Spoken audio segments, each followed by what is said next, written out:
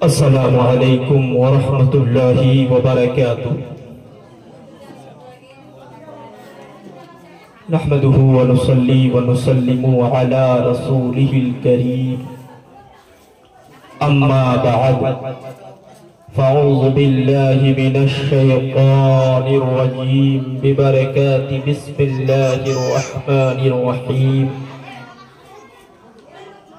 قال الله تبارك وتعالى في شان رسول الله صلى الله تعالى عليه وسلم: إن الله وملائكته يصلون على النبي يا أيها الذين آمنوا صلوا عليه وسلموا تسليما. اللهم صل على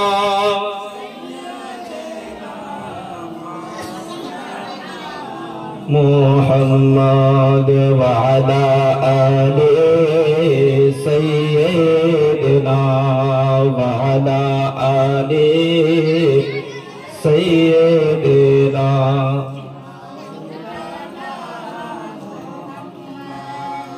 تو شاہ خوبا تو جانے جانا ہے چہرہ ام الکتاب تیرا.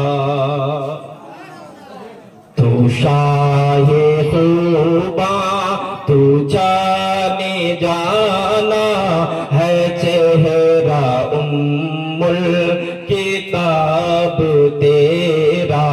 نہ بن سکی ہے نہ بن سکے گا، نہ بن سکی ہے نہ بن سکے گا مثال تیری جواب تیرا.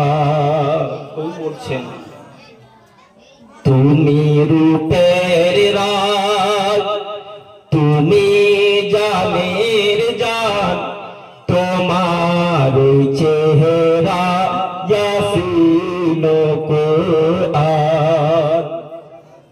হতে পারেনি কেউ তো হবে না তোমার উপমা, তোমারই সমান. তুমি রূপের রাত, তুমি জানের জাত, তোমার চেহারা ইয়াসিন কুরআন.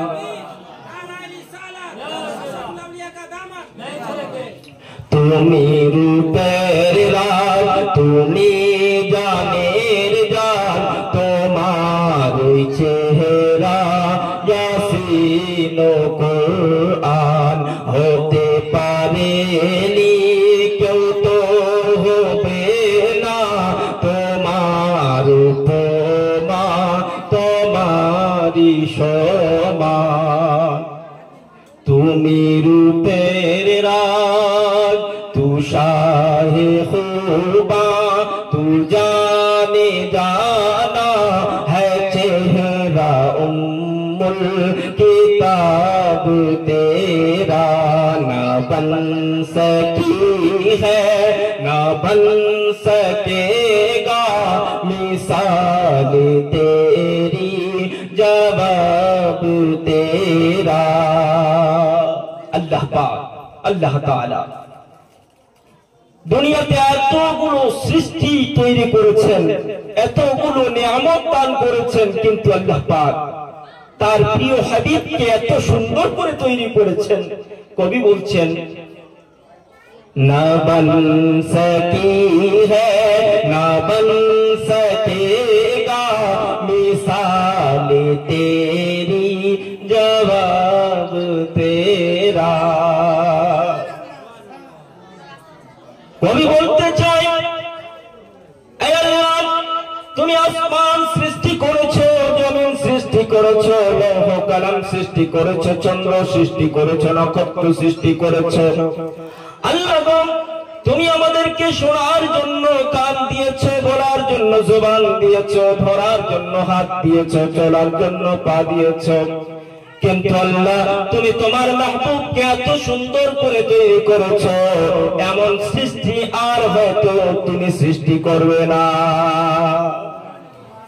আল্লাহ পাক তার প্রিয় মাহবুবকে আমাদেরকে দান করেছেন। আল্লাহ পাক বলছেন, হে আমার বান্দারা, আমি তোমাদেরকে তোমাদের মধ্য হতে একজন রাসূল প্রেরণ করে তোমাদের উপরে ইহসান করেছি। বলুন সুবহানাল্লাহ। আল্লাহ পাক আমাদের উপরে ইহসান করেছেন তার সবচেয়ে প্রিয় জিনিস, তার সবচেয়ে প্রিয় মাহবুব মুহাম্মদুর রাসূলুল্লাহ সাল্লাল্লাহু আলাইহি ওয়াসাল্লামকে দান করে। আর সেই নবী মুস্তাফা সাল্লাল্লাহু আলাইহি ওয়াসাল্লামের দিদার আমরা সকলে করতে চাই, চাই কি চাই না? আল্লাহ পাক সকলকে মদিনার মুসাফির বানিয়ে দিই। কবি বলছেন, সোনার মদিনা বহু দূরে, কিন্তু মদিনাওয়ালা আমার অন্তরে। বলুন সুবহানাল্লাহ। আর একটু জোরে, আর একটু জোরে। সোনার মদিনা বহু দূরে, কিন্তু মদিনাওয়ালা আমার অন্তরে। আমার অন্তর জুড়ে মদিনা ছেড়ে, মদিনা মদিনা বলে জিকির করে। সোনার মদিনা বহু দূরে, কিন্তু মদিনা বলে আমার অন্তরে। আর যে মদিনাতে গেছে, মদিনার মুসাফির হয়ে গেছে, যাকে দয়াল নবী ডাক দিয়েছে মদিনাতুল মুনাওয়ারাতে, কবি বলছেন, इरादे लाख बनते हैं बिखर जाते हैं, वही मदीना जाते हैं जिन्हें सरकार बुलाते हैं। बोलूं ना सुभान अल्लाह। हजार चेष्टा करो, কোন মানুষ মদিনাতুল মুনাওয়ারার মুসাফির হতে পারে না, হাজী হতে পারে না, নবী মুস্তাফার রওজার জিয়ারত করতে পারে না। কারণ আমার নবী মুহাম্মদুর রাসূলুল্লাহ সাল্লাল্লাহু আলাইহি ওয়াসাল্লাম হাদিস শরীফের মধ্যে বলেন, মান যারা কবরি ওয়াজাবাত লাহু শাফাআতি, যে আমার কবরে আনওয়ারের জিয়ারত করলো, আমি মুস্তাফা সেই উম্মতের জন্য শাফাআত করব।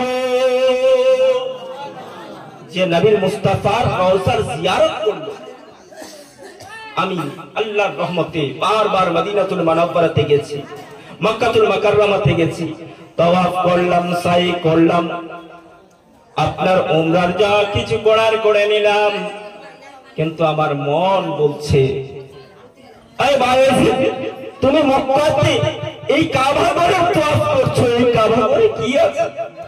এটা তো শুধু আল্লাহর ঘর। আচ্ছা, এই আল্লাহর ঘরে তাওয়াফ করলাম, সাফা ও মারওয়ার সাই করলাম, আসলে কি তুমি কাবিলে কবুল হয়ে গেছো? আমার অন্তর লাল দিয়া বলে, না না, তুমি এখনো কাবিলে কবুল হও নাই। আমি কাবা বাইতুল্লাহর দিকে চোখ রাখিয়ে, বাইতুল্লাহ শরীফের দিকে তাকিয়ে, কালো কাবার দিকে তাকিয়ে তাকে চিন্তা করতে লাগলাম, ওগো আল্লাহ, ওগো পরবর্তীগারে আলম, আমি তোমার কাবার ঘরে তাওয়াফ করলাম, সাই করলাম, আমার কি উমরা এবং হজ কবুল হলো কিনা?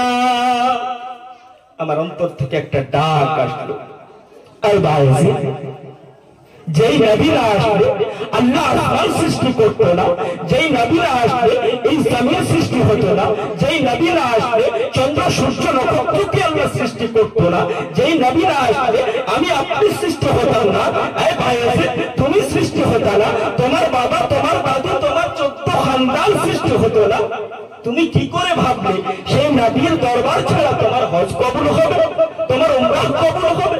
কিছু নালায়েক বলে, কিছু নালায়েক এখন বলে বেড়াই নবী মুস্তাফার রওজার জিয়ারত করতে যাওয়াটাও হারাম। বলুন নাউজুবিল্লাহ। নবী মুস্তাফার রওজার জিয়ারত করতে যাওয়াটাও নাকি হারাম। আস্তাগফিরুল্লাহ রাব্বি মিন কুল্লি যামবি ওয়া আতুবু। যে নবী না আসলে আপনি আমি সৃষ্টি হতাম না। আমি কাবা শরীফের দিকে তাকিয়ে তাকিয়ে চিন্তা করতে লাগলাম, যে বাইতুল্লাহ শরীফ, যে কাবা শরীফ দেখে দোয়া করলে আল্লাহ তৎক্ষণাৎ তার দোয়াকে কবুল করে নেয়।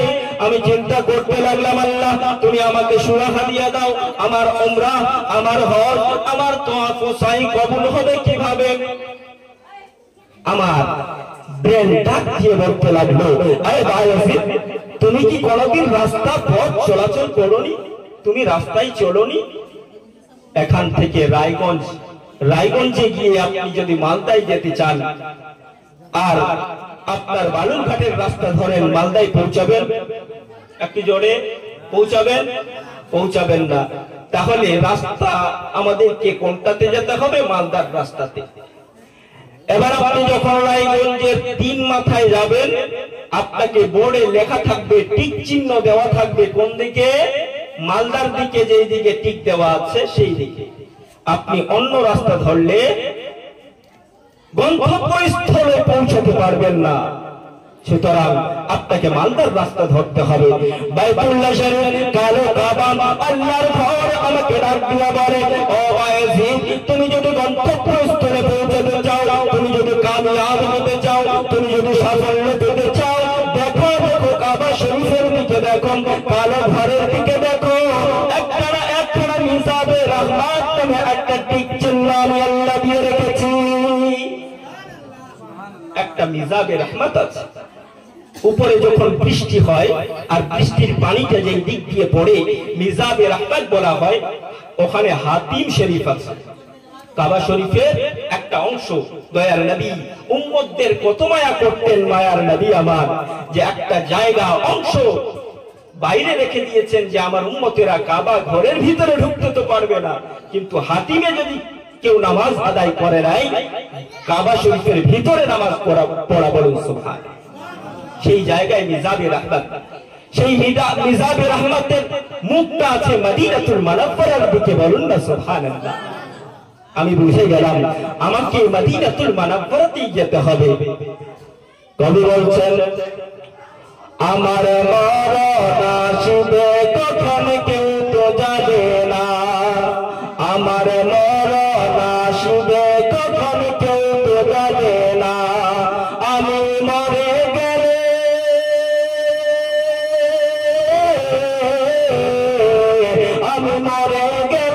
আমায় তোমরা ভুলে যাও না, আমার মরণ আসবে কখন কেউ তো জানে না। এই দুনিয়া চিরজীবন থাকার জায়গা না, এই দুনিয়াটা চিরজীবন থাকার জায়গা বাবা। আমরা কি মুসাফির, দুনিয়া के ऐ मुसाफिर मंजिल तेरी कब्र है। ऐ দুনিয়ার মুসাফিরেরা, তোমার মঞ্জিলে মাকসুদ, তোমার গন্তব্যস্থল হলো কবর। দুনিয়ার মোহে পড়ে, আপনজনদের মহব্বতে পড়ে আজ অন্যায়, বেবিচার, কত রকমের অন্যায় কাজে আমরা জড়িত আছি, তাই না? নামাজ পড়ি না, রোজা রাখি না, হজ করি, সাহেব ইস্তেতাআত থাকা সত্ত্বেও হজ করি না, যাকাত আমাদের উপরে ফরজ থাকা সত্ত্বেও আমরা যাকাত দেই না। হায় হায়, আল্লাহর হুকুমগুলি অমান্য করি। এ মুসলমান, শুধু নবীর দিকে তাকান। আপনি যদি ভালো গাইডার পেতে চান, নবীর দিকে তাকান। আপনি যদি ভালো চাষি হতে চান, নবীর দিকে তাকান। ভালো আপনি কিছু হতে চান, ডাক্তার, ইঞ্জিনিয়ার, প্রফেসর, ভালো নেতা হতে চান, নবী মুস্তাফার দিকে তাকান। আপনি ভালো নেতা হয়ে যাবেন, আপনি ভালো ফার্মার হয়ে যাবেন, আপনি ভালো চাষি হয়ে যাবেন। কবি বলছেন, আমার মরণ আসবে কখন কেউ তো জানে না, আমি মরে গেলে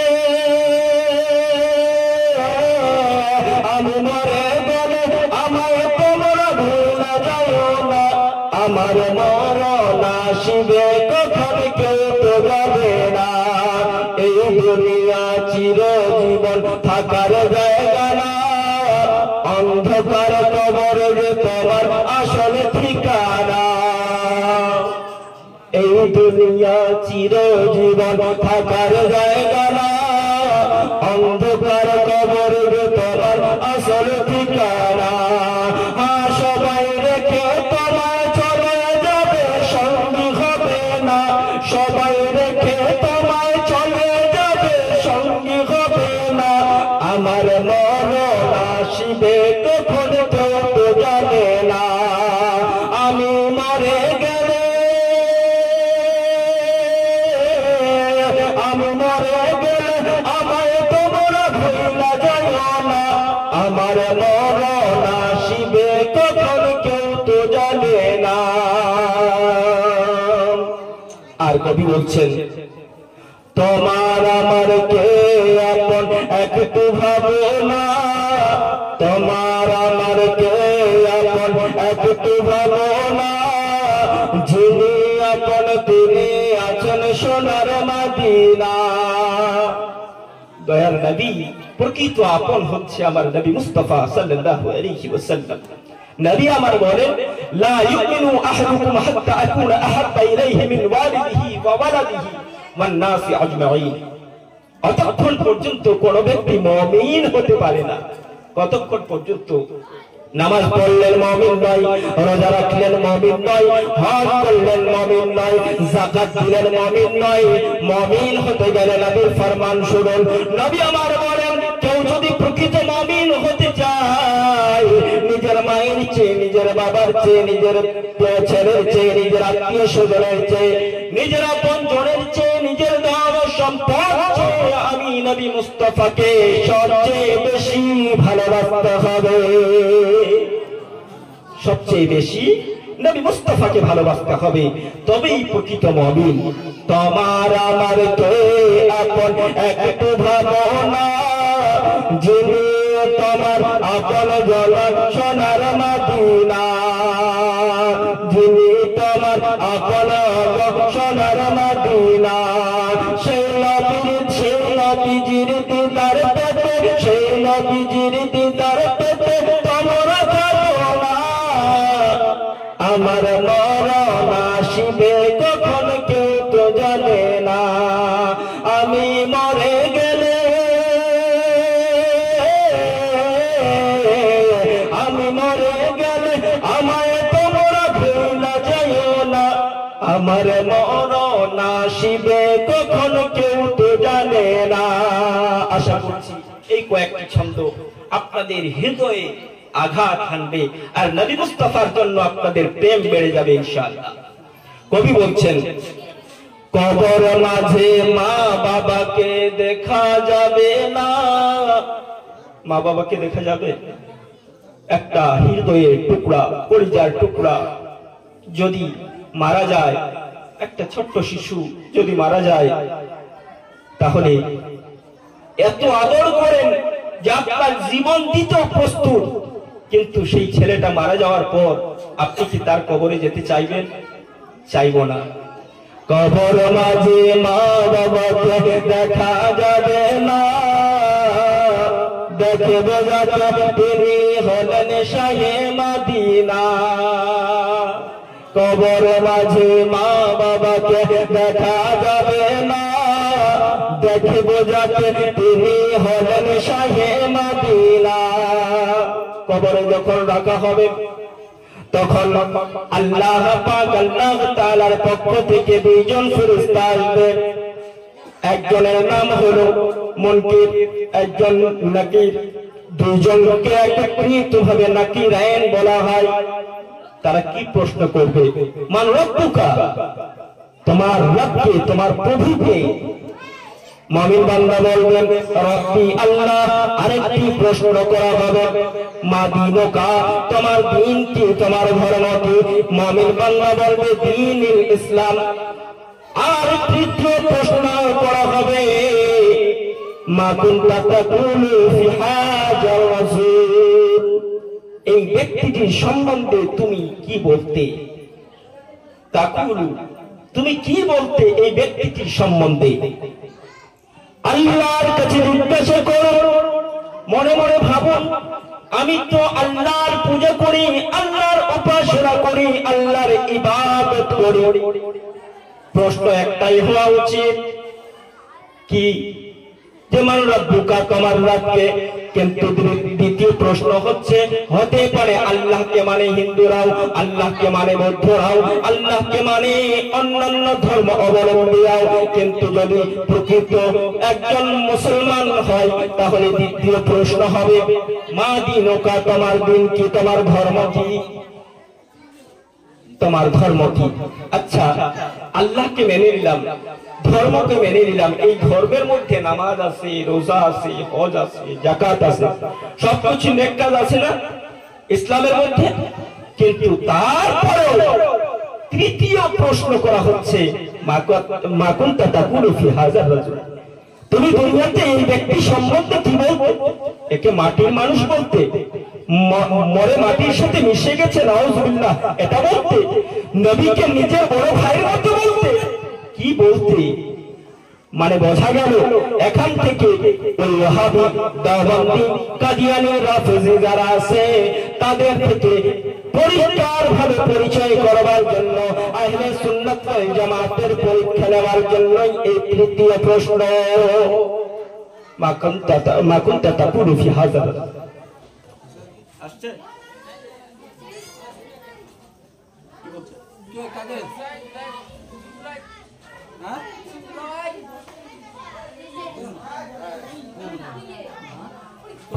মা কুনতা তাকুলু ফি হাযা রাসূল, এই ব্যক্তিটির সম্বন্ধে তুমি কি বলতে প্রশ্ন করা হবে।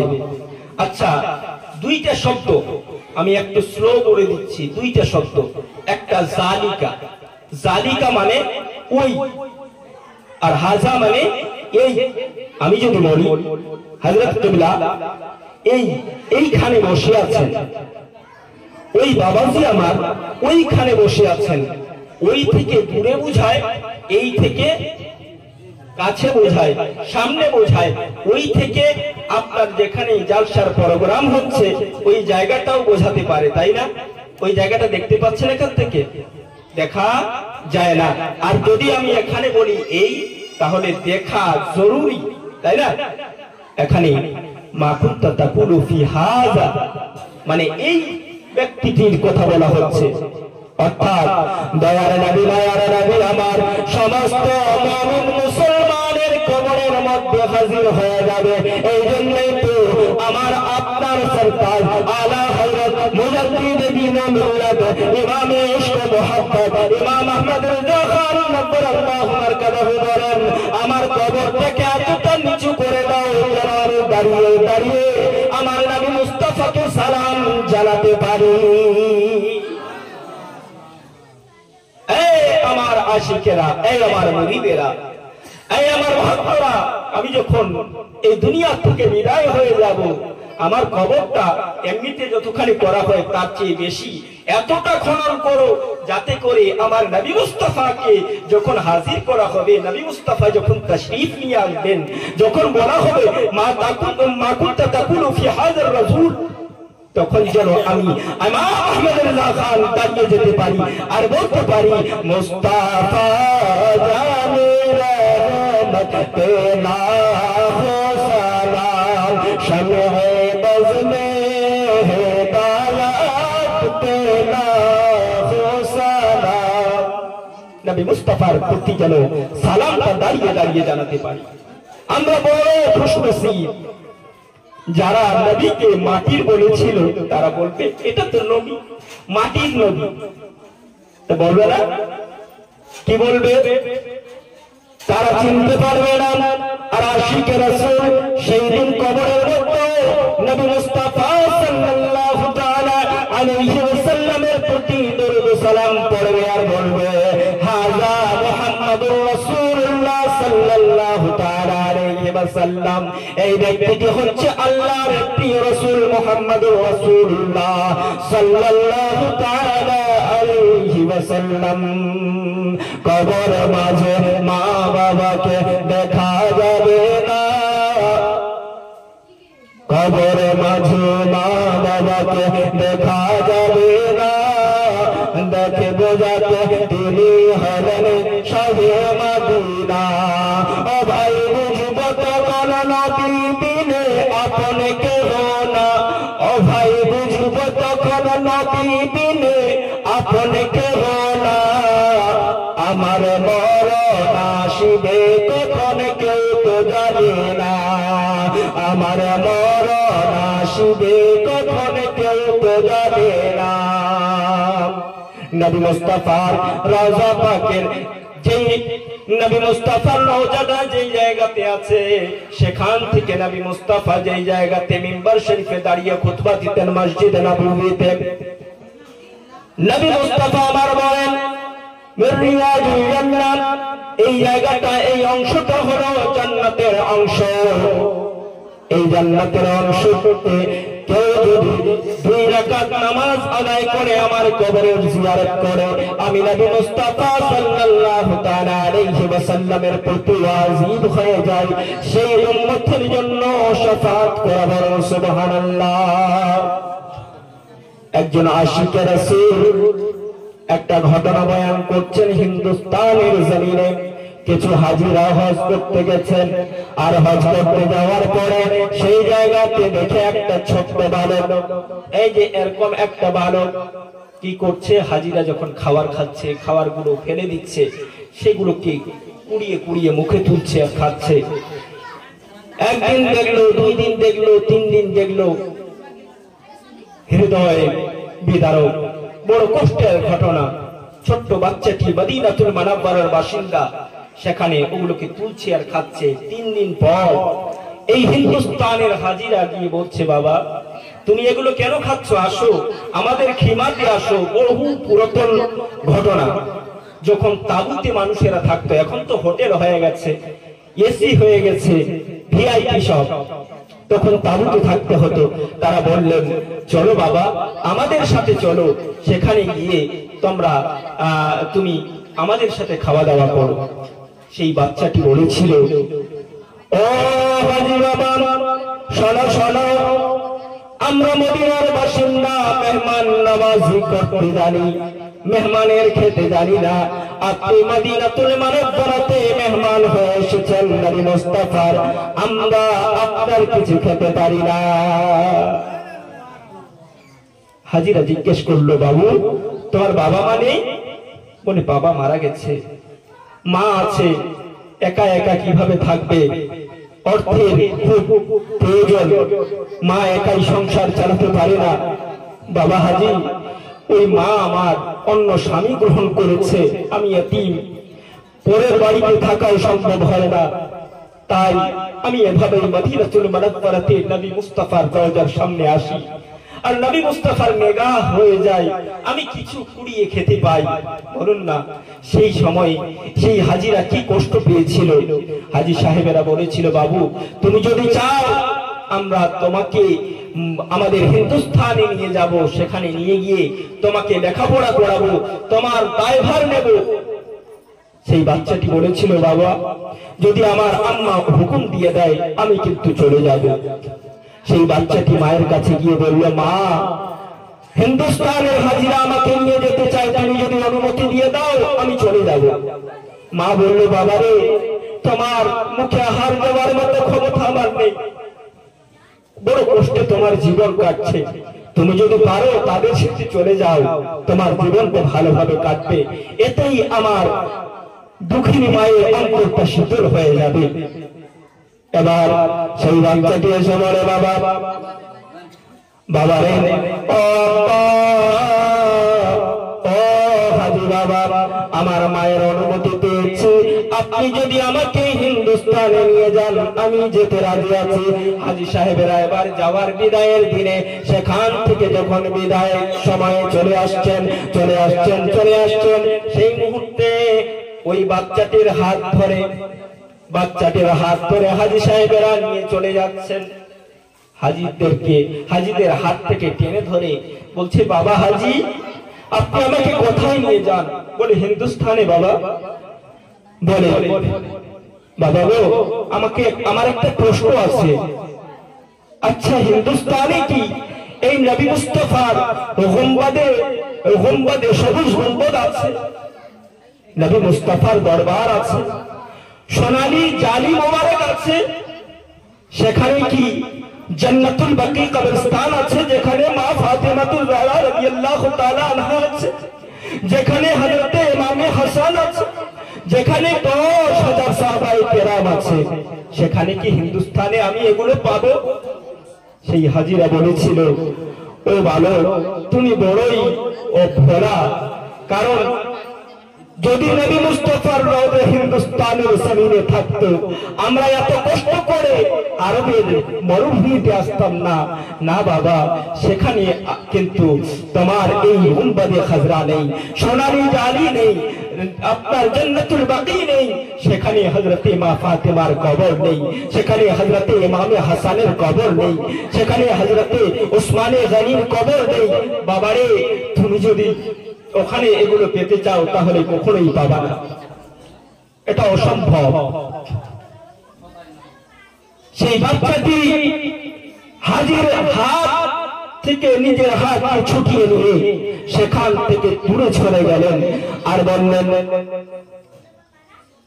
ক্যা বাতাও কে ক্যা মদিনা হ্যায়, ক্যা বাতাও কে ক্যা মদিনা হ্যায়, বস মেরা মুদ্দা मदीना है।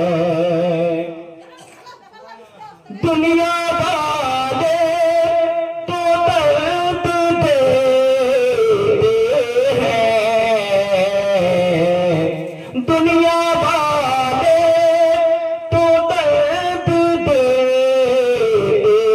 हैं, जख्म दिल की दवा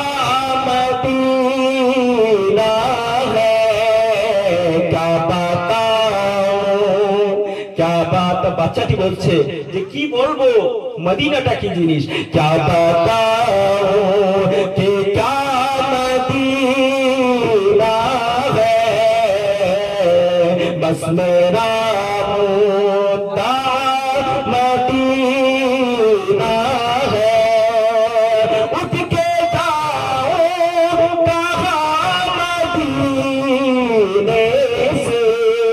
হাতটাকে ছুটিয়ে নিয়ে বাচ্চাটি বলছে কে এখান থেকে উঠে কোথায় যাব, যেখানে নবীর রওজা নেই, যেখানে নবী মুস্তাফার হুরমত নেই, সেখানে কি করে আমি যাই? এখানে আমি অনাহারে থাকবো, নবীর রওজা মোবারক ছেড়ে কোথাও যাব না। উঠে কে যাও কাহা মদিনে সে, क्या कोई दूसरा मदीना है। নবী মুস্তাফার রওজাটা কি সেটা একজন আশিকে রাসূলই বলতে পারে। একজন আশিকে রাসূল প্রতি রাতে রাতে দয়াল নবী মুস্তাফা সাল্লাল্লাহু তাআলা আলাইহি ওয়াসাল্লামকে স্মরণ করে আর কাঁদে কাঁদে, ইয়া রাসূলুল্লাহ, ইয়া হাবিবাল্লাহ, নবী গো, তোমার রওজা মোবারক দেখার বড় আশা, বড় দেখার আশা, বড় দেখার আশা। ও বাবা আমার, আজকে আওলাদে রাসূল আপনার এখানে আসছে, হুজুর তাজুল আউলিয়া সৈয়দ জালালউদ্দিন আশরাফ এখানে আসবেন। শুনুন ঘটনা বলি, সেই আশিকে রাসূল প্রতি রাতে কাঁদে আর কাঁদে, রাতে কেঁদে কেঁদে শুধু একটাই আশা, দয়ার নবীর কাছে পেশ করে, ইয়া রাসূলুল্লাহ, ইয়া হাবিবাল্লাহ, নবী গো, আমি আপনার দিদার পেতে চাই নবী, আপনি যদি দয়া করে আমাকে দিদার দিয়ে দেন ইয়া রাসূলুল্লাহ। সেই ব্যক্তিটি প্রতিদিন একটু একটু করে অর্থ, একটু একটু করে টাকা জমায়েত করে রাখতেন হজে যাওয়ার জন্য। এক এক করে দিন চলে যায়, কয়েক বছর পর যখন অর্থ উপার্জন হয়ে যায়, হজে যাওয়ার মতো সামর্থ্য হয়ে যায়, সেই ব্যক্তিটি নিজের জিনিসপত্র, হাজিদের জিনিসপত্র কেনার জন্য বাজারের দিকে অগ্রসর হয়েছে। একটি বরকাওয়ালি একজন আলে রাসূল সৈয়দ জাদি হাত পাতিয়ে বলে, বাবা, একটা একটু কাছে আসুন, একটু কাছে আসুন, কিছু কথা বলতে চাই। কাছে আসবে সেই সৈয়দ জাদি বলে, বাবা গো, আমি বহুদিন ধরে অনাহারে, আমার পরিবারে কয়েকজন ছেলে মেয়ে সবাই অনাহারে না খেয়ে কয়েকদিন যাবৎ কাটিয়েছি। আমাদের আলে রাসূল, আওলাদে রাসূলদের এটা শোভা পায় না যে আমরা হাত পাতাই কাউরে দরবারে, কাউরে দরবারে হাত পাতাতে পারি না, লজ্জায় কাউরে সামনে যেতে পারি না। বাবা গো, অনেক দিন হলো খাবারের খাই নাই, দয়া করে যদি আপনি একটু আমার উপরে রহম করেন। সেই ব্যক্তিটি, সেই হাজী সাহেব যিনি যাওয়ার জন্য প্রস্তুত হয়েছিলেন, সমস্ত অর্থগুলোকে সেই সৈয়দ জাদিকে দিয়ে দিলেন আর দিয়ে বললেন, যাও, আমি একবার না হয় হজ নাই করলাম, কিন্তু তুমি নবী মুস্তাফার বাগিচার ফুল, আমার এটা বিশ্বাস যে কিয়ামতের দিনে মুহাম্মদুর রাসূলুল্লাহ সাল্লাল্লাহু আলাইহি ওয়াসাল্লাম তোমাকে হেল্প করার জন্য, তোমাকে সহযোগিতা করার কারণে কিয়ামতের দিনে আল্লাহর নবী আমার শাফাত করিয়ে দেবে।